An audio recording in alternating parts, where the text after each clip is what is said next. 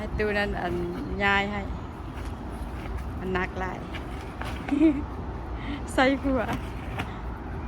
เอามาเรียนไว้นอกเพื่อให้มันงาม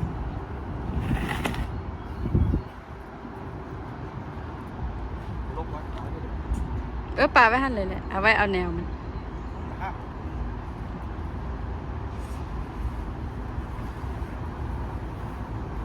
มันอึบกันหลายมันระบบงามใส่น้ำแบบนักฮะเขาใส่น้ำบางหนึ่งตอนมันยังพันป่งหันมันอัน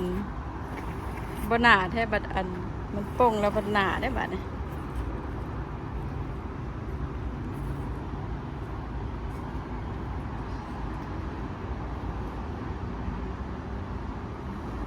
ตัวเป็นดอกกันเอาไว้หั่นก่อนตัวนั้นเอาไว้หั่นก็ได้เอาตัวเป็นดอกออกมา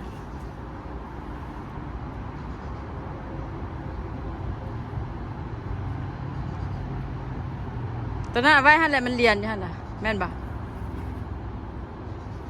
เอามานั่งห้างกันได้นึงเอาตัวเป็นดอกนะออกมาเอาตัวเป็นดอกกันออกมาไปยายไปจะงามงามคักเลย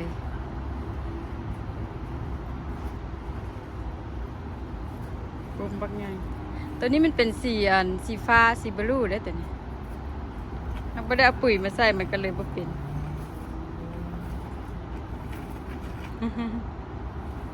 หาเฮ็ดเลยเท่า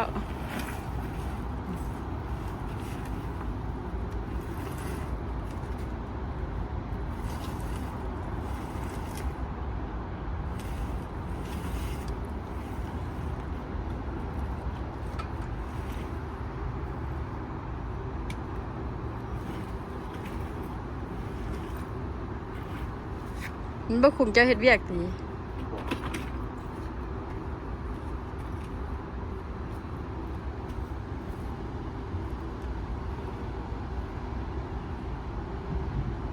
เมื่อยนี่นะหนัก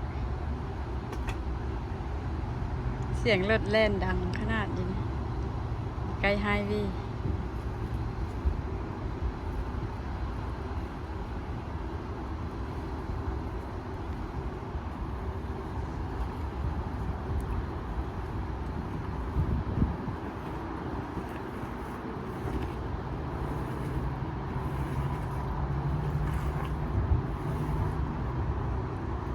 ก็ใส่เคเบิลด้วย